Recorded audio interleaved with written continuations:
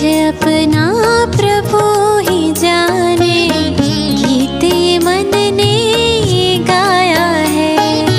उन्हीं को देखूं, उन्हीं को सोचूं, उन्हीं को देखूं, उन्हीं को सोचूं, उन्हीं संग संग सदा चलना।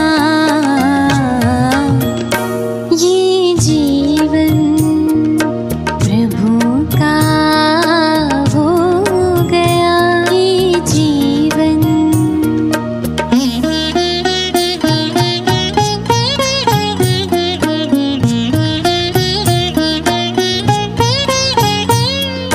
गा गा मा पा रे गा मा सा रे, गा गा मा पा रे गा मा सा रे, नी सा गा रे मा गा पा मा नी सा।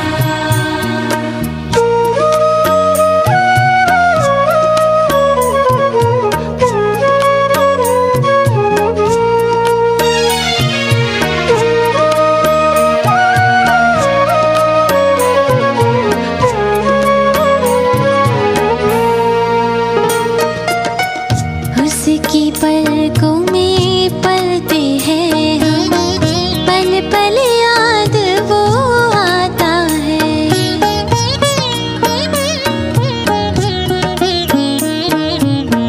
उसकी पलकों में पलते हैं हम, पल पल याद वो आता है। नाज है अपने भाग्य पे, सोचे मन मुस्काता है। उनकी अदाएं बड़ी निराली, उनकी अदाएं बड़ी निराली, हृदय में अमृत घोलना। ये जीवन प्रभु का हो गया, ये जीवन प्रभु का हो गया। क्या मुझे अब सोचना, उन्हीं संग बैठूं, उन्हीं संग खेलूं, उन्हीं संग बैठूं, उन्हीं संग खेलूं, उन्हीं से सब कुछ बोलना। ये जीवन प्रभु का हो गया, ये जीवन प्रभु का हो गया। ये जीवन।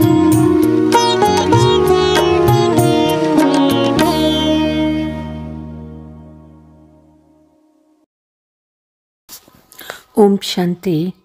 మధురమైన పిల్లలారా, మిమ్మల్ని దుఃఖధామం నుండి సన్యాసం చేయించేందుకే తండ్రి వచ్చారు. ఇదే బేహద్దు సన్యాసము. ప్రశ్న: ఆ సన్యాసులు సన్యాసానికి మీ సన్యాసానికి గల ముఖ్యమైన వ్యత్యాసమేది? జవాబు: ఆ సన్యాసులు ఇల్లు వాకిలి వదిలి అడవులకు వెళ్తారు, కానీ మీరు ఇల్లు వాకిలి వదిలి అడవులకు వెళ్ళరు. ఇంట్లో ఉంటూ పూర్తి ప్రపంచాన్ని ముళ్ళ అడవిగా భావిస్తారు. మీరు బుద్ధి ద్వారా పూర్తి ప్రపంచాన్నంతా సన్యసిస్తారు. ఓం శాంతి. ఆత్మీక తండ్రి కూర్చొని ఆత్మీక పిల్లలకు ప్రతిరోజు అర్థం చేయిస్తారు. ఎందుకంటే అర్ధకల్పము అవివేకులు కదా, కనుక ప్రతిరోజు అర్థం చేయించవలసి వస్తుంది. మొట్టమొదట మనుషులకు శాంతి కావాలి. ఆత్మలందరూ వాస్తవానికి శాంతిధామ నివాసీలు. తండ్రి సదా శాంతి సాగర్లు. ఇప్పుడు మీరు శాంతి వారసత్వాన్ని ప్రాప్తి చేసుకుంటున్నారు. శాంతిదేవా అని అంటారు కదా, అనగా మనల్ని ఈ సృష్టి నుండి మా ఇళ్ళైన శాంతిధామానికి తీసుకువెళ్ళండి, లేక శాంతి వారసత్వాన్ని ఇవ్వండి అని అర్థము. దేవతల ముందుకు, శివబాబా ముందుకు వెళ్ళి శాంతి ఇవ్వండి అని అడుగుతారు. ఎందుకంటే శివబాబా శాంతి సాగర్లు. ఇప్పుడు మీరు శివబాబా నుండి శాంతి వారసత్వాన్ని తీసుకుంటున్నారు. తండ్రి స్మృతి చేస్తూ చేస్తూ మీరు శాంతిధామానికి తప్పకుండా వెళ్ళాలి. స్మృతి చేయకపోతే తప్పకుండా వెళ్తారు, చేయకపోయినా వెళ్తారు. పాపభారం తలపై ఉంది, అది సమాప్తం అవ్వాలని స్మృతి చేస్తారు. సుఖశాంతులు ఒక్క తండ్రి నుండే లభిస్తాయి. ఎందుకంటే వారే సుఖశాంతుల సాగర్లు. శాంతియే ముఖ్యమైనది. శాంతిని ముక్తి అని కూడా అంటారు. జీవన్ముక్తి మరియు జీవన బంధనం కూడా ఉంది. ఇప్పుడు మీరు జీవన బంధనం నుండి జీవన్ముక్తులుగా అవుతారు. సత్యయుగంలో ఏ బంధనాలు ఉండవు. సహజ్ జీవన్ముక్తి, సహజ్ గతి సద్గతి అని మహిమ కూడా చేస్తారు. ఇప్పుడు రెండిటి అర్థము పిల్లలైన మీకు తెలుసుకున్నారు. గతి అని శాంతిధామాన్ని, సద్గతి అని దుఃఖధామాన్ని అంటారు. సుఖధామము శాంతిధామము, తర్వాత ఇది దుఃఖధామము. మీరిక్కడ కూర్చొని ఉన్నారు. తండ్రి చెప్తూ ఉన్నారు, పిల్లలారా ఇల్లైన శాంతిధామాన్ని స్మృతి చెయ్యండి. ఆత్మలు తమ ఇంటిని మర్చిపోయారు. తండ్రి గుర్తు చేస్తూ ఉన్నారు, ఓ ఆత్మీక పిల్లలారా, మీరు ఎంతవరకు నన్ను స్మృతి చేస్తారో పాపాలు వినాశనం అవుతాయి. స్మృతి చెయ్యరో ఇంటికి వెళ్ళలేరు. అర్థం చేయిస్తూ ఉన్నారు. స్మృతి ద్వారానే పాపాలు భస్మం అయిపోతాయి. ఆత్మ పవిత్రంగా అయ్యి మళ్ళీ తన ఇంటికి వెళ్తుంది. ఇది అపవిత్ర ప్రపంచమని పిల్లలైనా మీకు తెలుసు. పవిత్రమైన మనుషులు ఒక్కరు కూడా లేరు. పవిత్రమైన ప్రపంచాన్ని సత్యయుగమని, అపవిత్ర ప్రపంచాన్ని కలియుగమని అంటారు. రామరాజ్యము రావణరాజ్యము అని కూడా అంటారు. రావణరాజ్యం ప్రారంభం నుండి అపవిత్ర ప్రపంచం స్థాపన అవుతుంది. ఇది తయారైన ఆట కదా. ఈ విషయాలు బేహద్దు తండ్రి అర్థం చేయిస్తారు. వారినే సత్యం అని అంటారు. సత్యమైన విషయాలు మీరు సంగమయుగంలోనే వింటారు. తర్వాత మీరు మళ్ళీ సత్యయుగానికి వెళ్తారు. ద్వాపరం నుండి మళ్ళీ రావణరాజ్యం స్థాపన అవుతుంది. రావణుడు అంటే అసురుడు. అసురులు ఎప్పుడూ సత్యం చెప్పరు. అందుకే దీనిని అసత్యమాయ, అసత్యకాయ అని అంటారు. ఆత్మ కూడా అసత్యంగా అయింది కనుక శరీరం కూడా అసత్యమైంది. ఆత్మలో సంస్కారం నిండుతుంది కదా. 4 లోహాలు ఉన్నాయి కదా, బంగారము, వెండి, తామ్రము, ఇనుము. మలినమంతా తొలగిపోతుంది. యోగ బలము ద్వారా సత్యమైన బంగారంగా అవుతారు. సత్యయుగంలో ఉన్నప్పుడు సత్యమైన బంగారంగా ఉండేవారు. తర్వాత వెండి చేరినప్పుడు చంద్రవంశం అనబడతారు. తర్వాత రాగి, ఇనుము, మలినాలు ద్వాపర కలియుగాలలో చేరతాయి. యోగము ద్వారా మీలో చేరిన వెండి, తామ్రము, ఇనుము అన్నీ మలినాలు తొలగిపోతాయి. మొదట ఆత్మ అయినా మీరంతా శాంతిధామంలో ఉండేవారు. అక్కడ నుండి మొట్టమొదట సత్యయుగంలోకి వస్తారు. దానిని స్వర్ణిమ యుగమని అంటారు. మీరు సత్యమైన బంగారంగా ఉండేవారు. యోగ బలం ద్వారా మలినాలు పూర్తిగా తొలగి సత్యమైన బంగారం మిగులుతుంది. శాంతిధామాన్ని స్వర్ణిమ యుగమని అనరు. స్వర్ణయుగము, వెండి యుగము, తామ్రయుగము అని ఇక్కడే అంటారు. శాంతిధామంలో శాంతి ఉంటుంది. ఆత్మ ఎప్పుడు శరీరం తీసుకుంటుందో అప్పుడు స్వర్ణయుగపు ఆత్మ అని పిలువబడుతుంది. తర్వాత సృష్టియే స్వర్ణయుగమైపోతుంది. సతో ప్రధానమైన పంచతత్వాలతో శరీరము తయారవుతుంది. ఆత్మ సతోను ప్రధానమైనప్పుడు శరీరం కూడా సతో ప్రధానంగా అవుతుంది. తరువాత చివరిలో ఇనుపయుగ శరీరము లభిస్తుంది. ఎందుకంటే ఆత్మలో మలినాలు చేరుతుంది. కనుక స్వర్ణిమ యుగము, వెండి యుగము అని ఈ సృష్టిని అంటారు. ఇప్పుడు పిల్లలు ఏం చేయాలి? మొదట శాంతిధామానికి వెళ్ళాలి. కాబట్టి తండ్రిని స్మృతి చేయాలి. అప్పుడే తమో ప్రధానం నుండి సతో ప్రధానంగా అవుతారు. ఇందులో తండ్రి ఇక్కడ ఎంత సమయం ఉంటారో అంత సమయం పడుతుంది. వారు స్వర్ణయుగంలో పాత్ర చేయరు. ఆత్మకు ఎప్పుడు శరీరం లభిస్తుందో అప్పుడు అది స్వర్ణయుగ జీవాత్మ అని అంటారు. స్వర్ణయుగ ఆత్మ అని అనరు. స్వర్ణయుగ జీవాత్మయే తర్వాత వెండి యుగ జీవాత్మగా మారుతుంది. మీరిక్కడ కూర్చొని ఉన్నారు. మీకు శాంతితో పాటు సుఖం కూడా ప్రాప్తి అవుతుంది. కాబట్టి ఏం చేయాలి? దుఃఖధామ సన్యాసం. దీనిని అనంతమైన సన్యాసము అని అంటారు.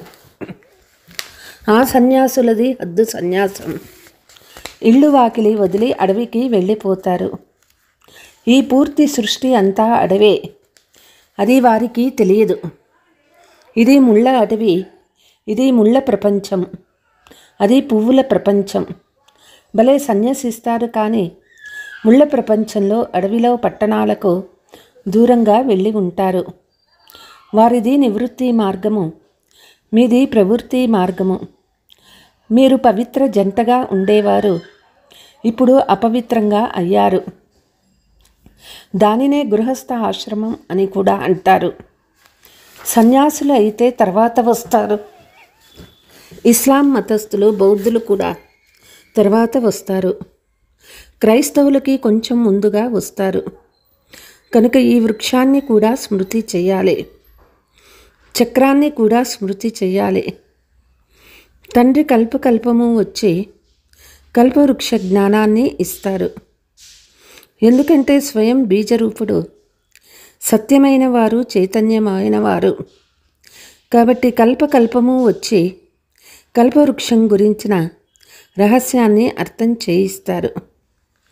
మీరు ఆత్మలు, కానీ మిమ్మల్ని జ్ఞానసాగర్లు, సుఖసాగర్లు, శాంతి సాగర్లు అని అనరు. ఈ మహిమ ఒక్క తండ్రిని మాత్రమే. వారే మిమ్మల్ని ఇలా తయారు చేస్తారు. తండ్రికి గల ఈ మహిమ సదాకాలానికి చెందింది. వారు సదా పవిత్రులు, నిరాకారులు. పావనంగా తయారు చేసేందుకు కొద్ది సమయానికి మాత్రమే వస్తారు. సర్వవ్యాపి మాటే లేదు. తండ్రి సదా ఇక్కడే ఉంటారని మీకు తెలుసు. భక్తి మార్గంలో సదా వారినే స్మృతి చేస్తారు. సత్యయుగంలో అయితే స్మృతి చేసే అవసరమే లేదు. రావణ రాజ్యంలో మీరు పిలవడం ప్రారంభమవుతుంది. వారే వచ్చి సత్యమైన సుఖశాంతులు ఇస్తారు. కాబట్టి మళ్ళీ తప్పకుండా అశాంతి సమయంలో వారి స్మృతి వస్తుంది. కనుక మళ్ళీ తప్పకుండా అశాంతి సమయంలో వారి స్మృతి వస్తుంది. ప్రతి 5000 సంవత్సరాల తర్వాత నేను వస్తానని తండ్రి అర్థం చేయిస్తారు. అర్ధకల్పము సుఖము, అర్ధకల్పము దుఃఖము ఉంటుంది. అర్ధకల్పం తర్వాతనే రావణ రాజ్యం ప్రారంభమవుతుంది. ఇందులో మొదటి నెంబరు ముఖ్యమైనవి దేహాభిమానము. దాని తర్వాతనే వేరే వేరే వికారాలు వస్తాయి. ఇప్పుడు స్వయాన్ని ఆత్మగా భావించి దేహీ అభిమానులుగా అవ్వండి. తండ్రి అర్థం చేయిస్తూ ఉన్నారు. ఆత్మ పరిచయం కూడా అవసరం. ఆత్మ బ్రుకుటి మధ్యలో మెరుస్తూ ఉంటుందని మనుషులు కేవలం నోటితో చెప్తారు. అది అకాలమూర్తి అని. అకాలమూర్తి ఆత్మ ఉండు సింహాసనం ఈ శరీరం అని మీకు తెలుసు. ఆత్మ బ్రుకుటి మధ్యలో ఉంటుంది. అకాలమూర్తికి ఇది సింహాసనం. అందరూ చైతన్య అకాల సింహాసనులే.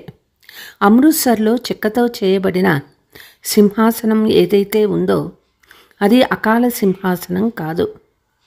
ఎందరో మనుష్య మాతృలున్నారు. వారందరికీ వారి వారి అకాల సింహాసనాలు ఉన్నాయి. తండ్రి అర్థం చేయించారు. ఆత్మ ఇక్కడికి వచ్చి అందులో విరాజమవుతుంది. సత్యయుగం కలియుగమైన ఆత్మసింహాసనం మనుష్య శరీరమే. కాబట్టి ఎన్ని అకాల సింహాసనాలు ఉన్నాయి? ఎంతమంది మనుషులు ఉన్నారో అన్ని అకాల సింహాసనాలు ఉన్నాయి. ఆత్మ ఒక సింహాసనాన్ని వదిలి వెంటనే మరొకటి తీసుకుంటుంది. మొదట చిన్న సింహాసనం ఉంటుంది, తర్వాత పెద్దదవుతుంది. ఈ శరీర రూపీ సింహాసనం చిన్నదిగా పెద్దదిగా అవుతుంది. సిక్కులు చెక్కతో చేసిన అకాల సింహాసనం చిన్నదిగా పెద్దదిగా అవ్వదు. మనుష్య మాతృలందరిది అకాల సింహాసనం భృకుటి స్థానమని ఎవరికీ తెలియదు. ఆత్మ అకాల్ అంటే ఎప్పటికీ వినాశనం అవ్వదు.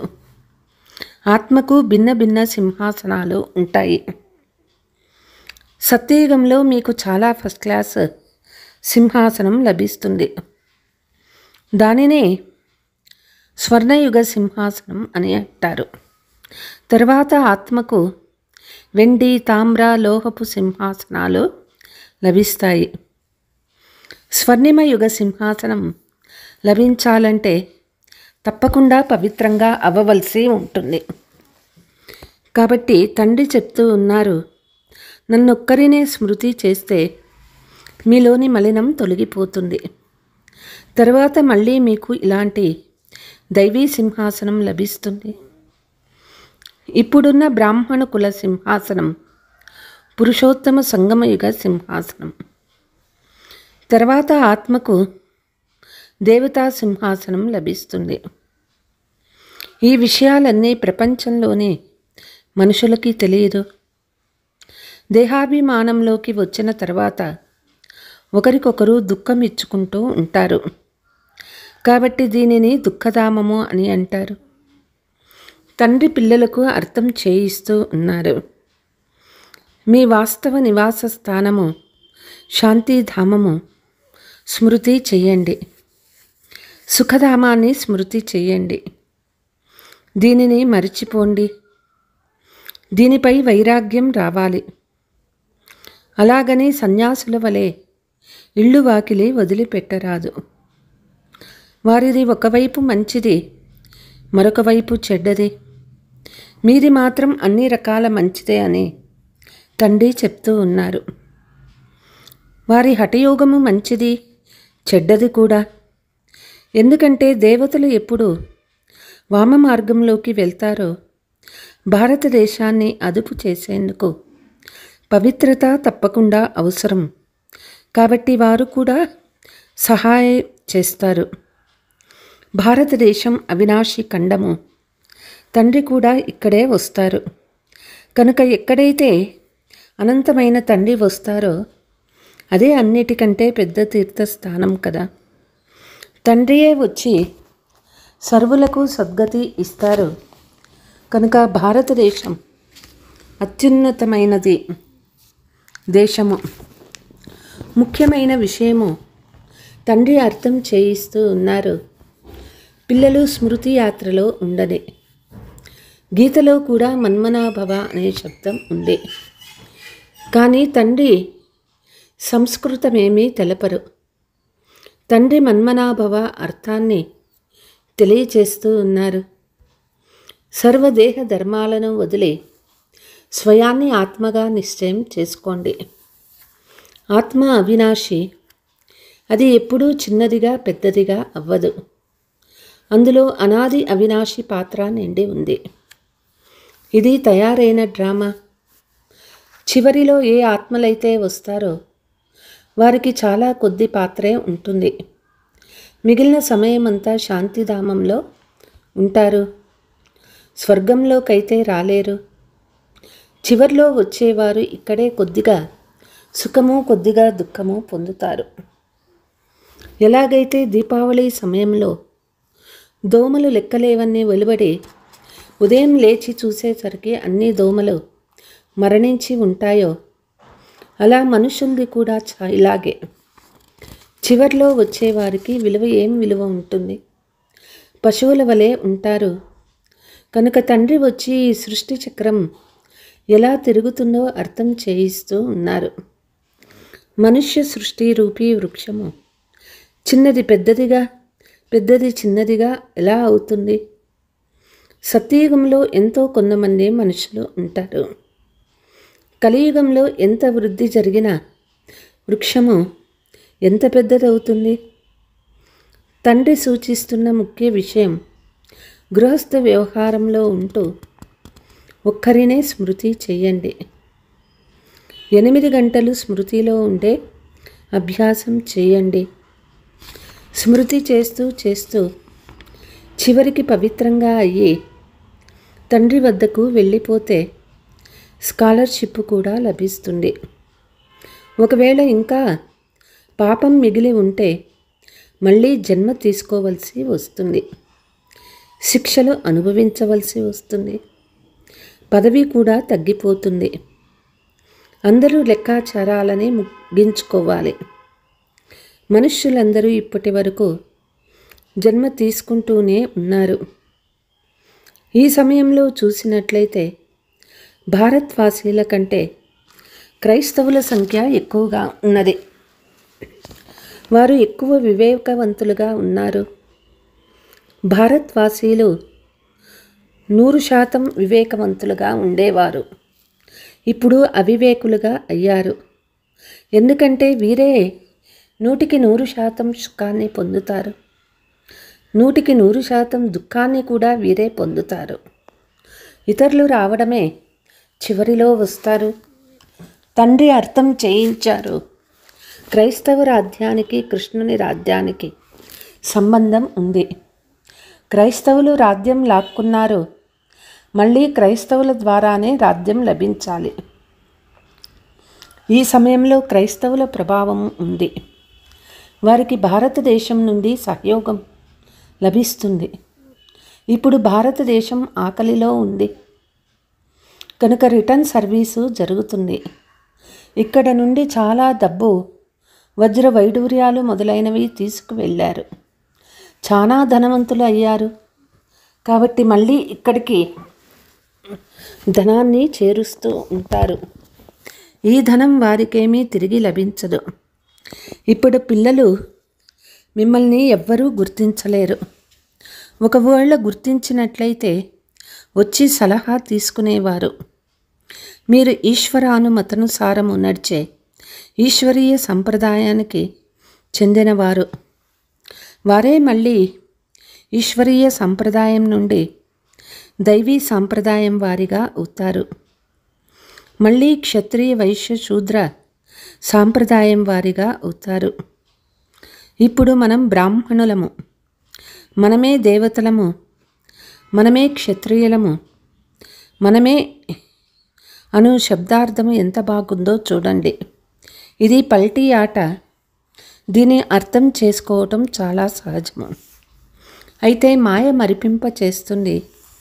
మళ్ళీ దైవీ గుణాల నుండి ఆసురీ గుణాలలోకి తీసుకువెళ్తుంది. అపవిత్రులుగా అవ్వడం ఆసురీ గుణం కదా.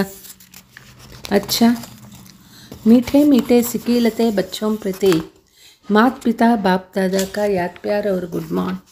रूहानी बाप की रूहानी बच्चों को नमस्ते. हम रूहानी बच्चों के रूहानी माता पिता बाप दादा को याद प्यार गुड मॉर्निंग नमस्ते नमस्ते. ధారణ, స్కాలర్షిప్ తీసుకునేందుకు గృహస్థంలో ఉంటూ తక్కువలో తక్కువ 8 గంటలు తండ్రిని స్మృతి చేసే అభ్యాసం చేయాలి.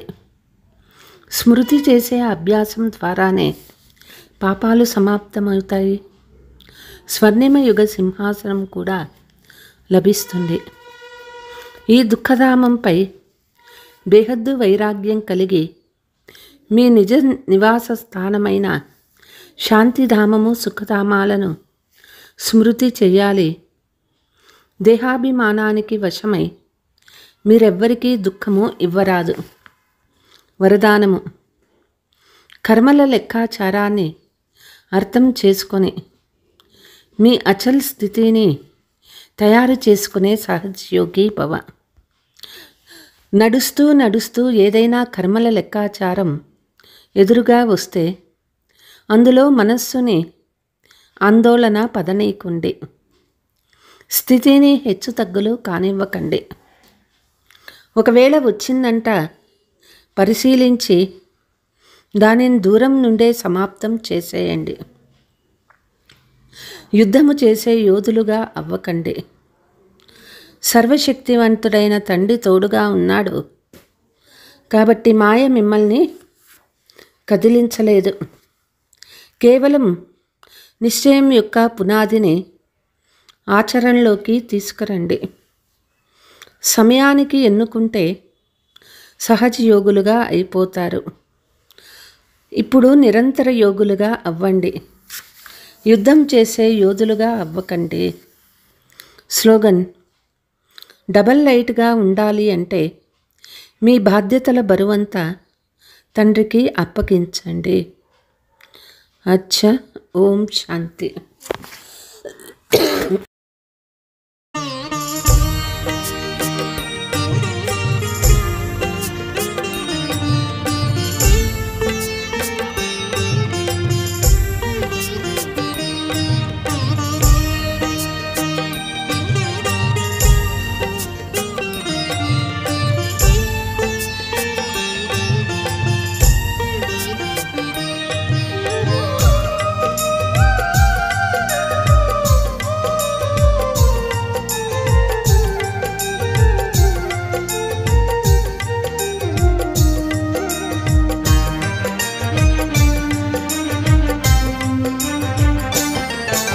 मुझे